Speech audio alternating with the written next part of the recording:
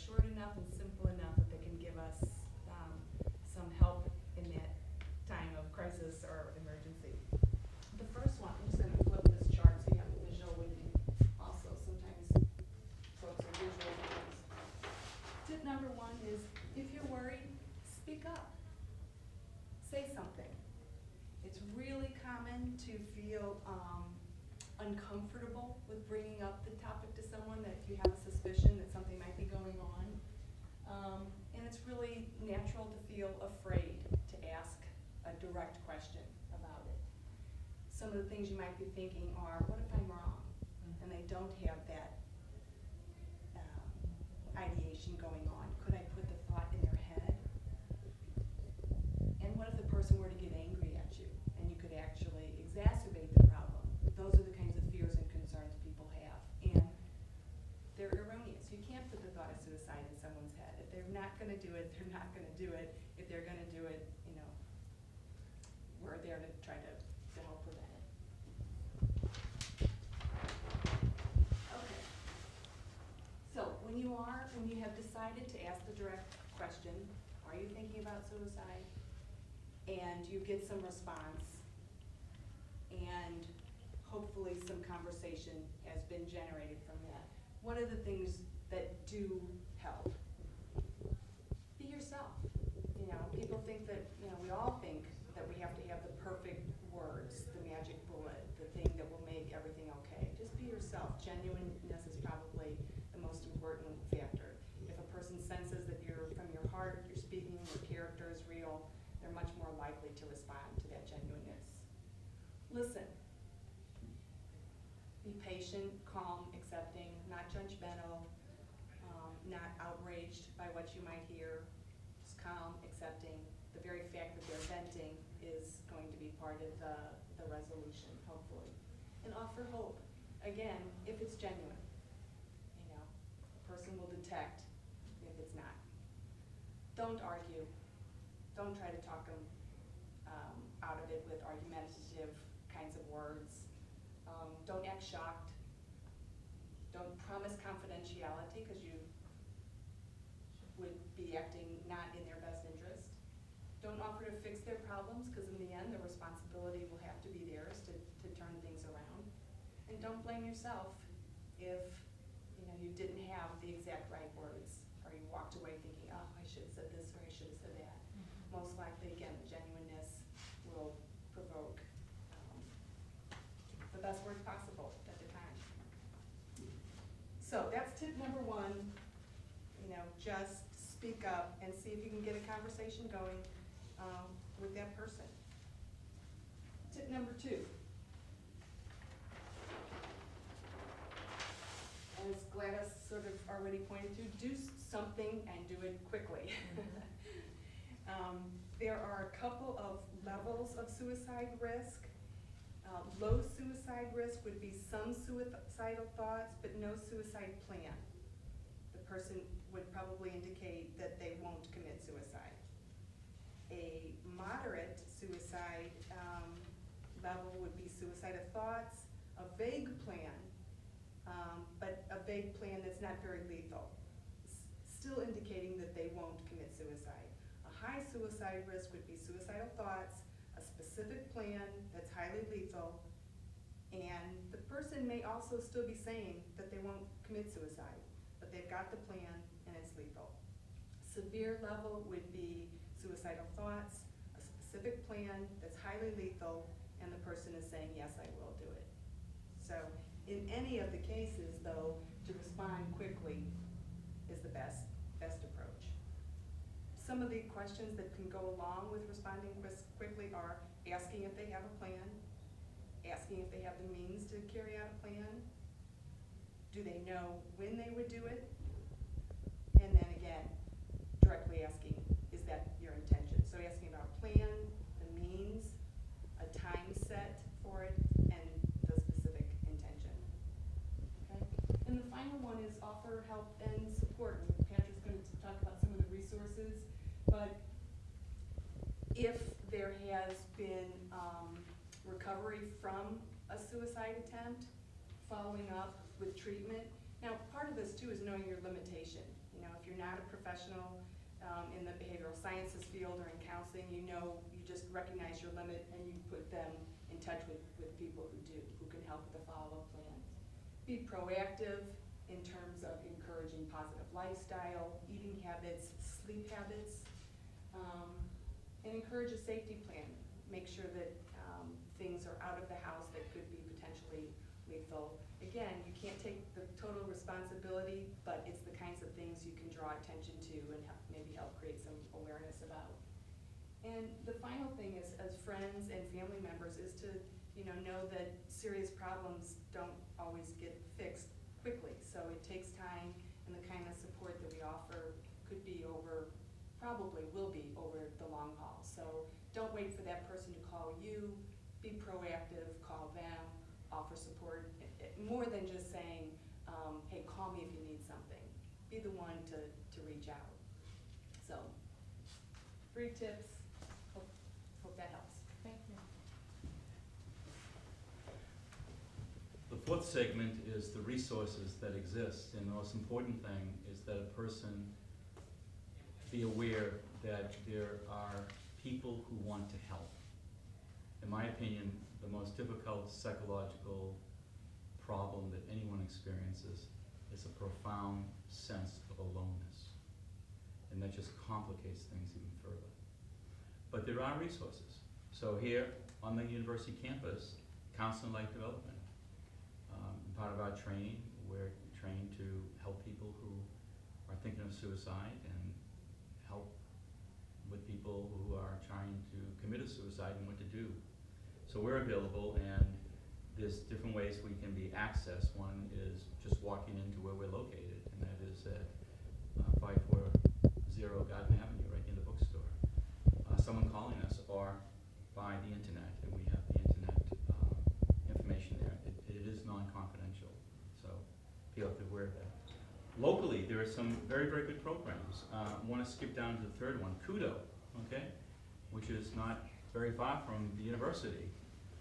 And Kudo is an organization in which we have young people who man the phones. They go through a training program, and they would be able to assist somebody who calls in who's thinking of hurting themselves. Chad's Coalition for Mental Health is another organization. As a matter of fact, one of our faculty members, Linda Holtzman, is a member of the board of directors of Chad's Coalition. And I believe Chad's Coalition has given a presentation during this week here. The founder of Chad Coalition, Marianne, and her husband, Larry, I think it is, McCord. Marianne will be giving a presentation later this week. And then on a national level, okay, we have, National Institute of Mental Health is on the national level, and they also provide wonderful materials that are free of charge, pamphlets that can be distributed to folks.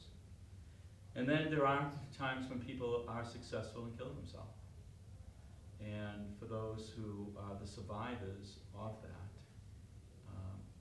there is PALS, parents affected by a child who has died, lost to a suicide. And then also we have Survivors of Suicide support group. There's a wonderful story that's very true that I want to share with you. Before I was employed here at Webster University, I was 2 years employed at Logos School, which is the only non-therapeutic, non-residential therapeutic high school in the St. Louis area. And in the history of Logos, which is about 43 years or 44 years history, they've only had 1 suicide in the history, and that was one of my clients. And when he killed himself, his father and mother, of course, had a very, very difficult time, as well as his only sibling, a sister. And they were encouraged to become members of Survivors of Suicide. And the sister, for some period of time, was having a very, very difficult time that her brother took his life. And the group experience was not going well for her. In one of the sessions, she said, "Derek, if you were here, I'd kill you." Well, that's how she reacted. She laughed as soon as she said it. And that was the breakthrough for her, that she was able to make that breakthrough. And good things happened, not only for her, but for the family. And then there's a community resource that we also want you to be aware of, our Family and Community Center on Jefferson Street. And they deal exclusively with trying to assist people who have committed suicide. So that ends our presentation. We want to leave enough time for any questions, and hopefully we'll be able to answer them.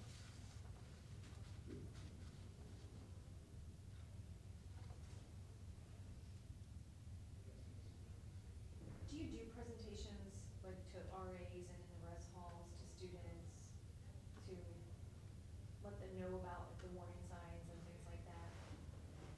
We do presentations in the beginning of the school year. There's RA training, and we do go over this.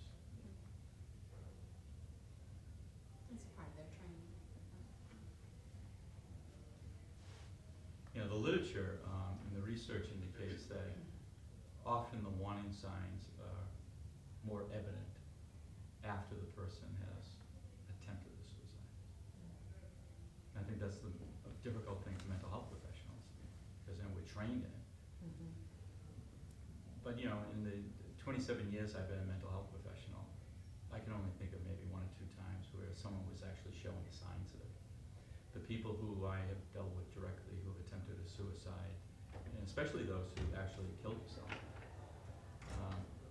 they just weren't showing those signs. And that's a myth, I agree, because people think that it's so succinct, this is what they're gonna do, but that's why you have to ask, you know, and then just kind of ascertain, okay, what's going on here?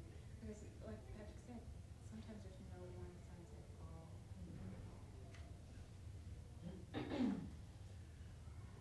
We do want to make you folks aware of a project that will be started actually this week. And the name of the project is the DORA project, D-O-R-A, DORA project. It's named after Linda Holtzman's daughter, Dora, who about maybe 6 years ago committed suicide. Dora was attending a university back in the New England area. And after she killed herself, the people from that area wanted to do something in response, something positive.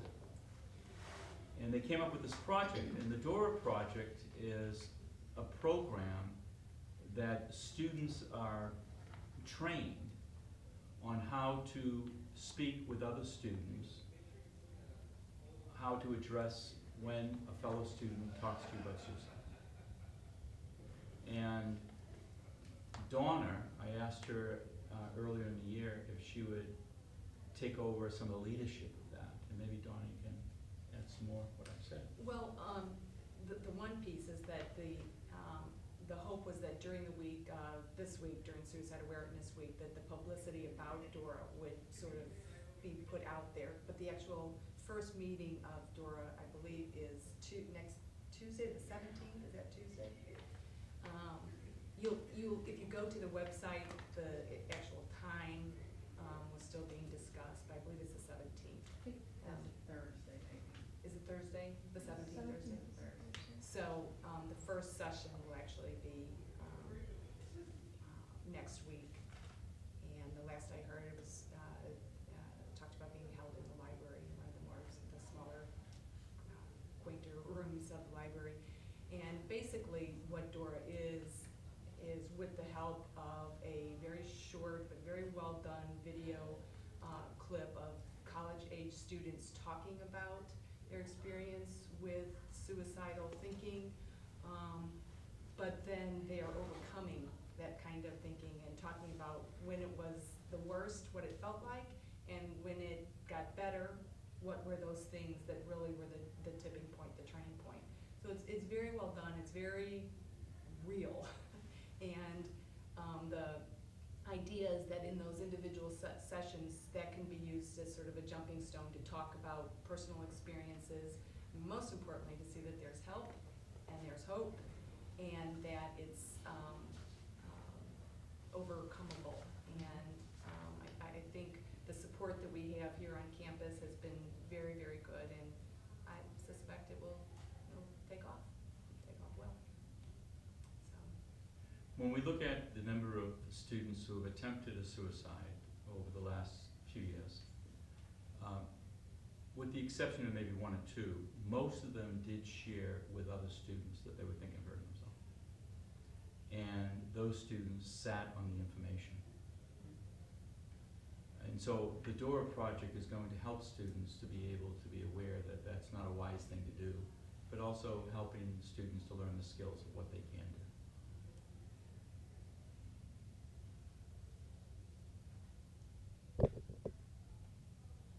Any other questions?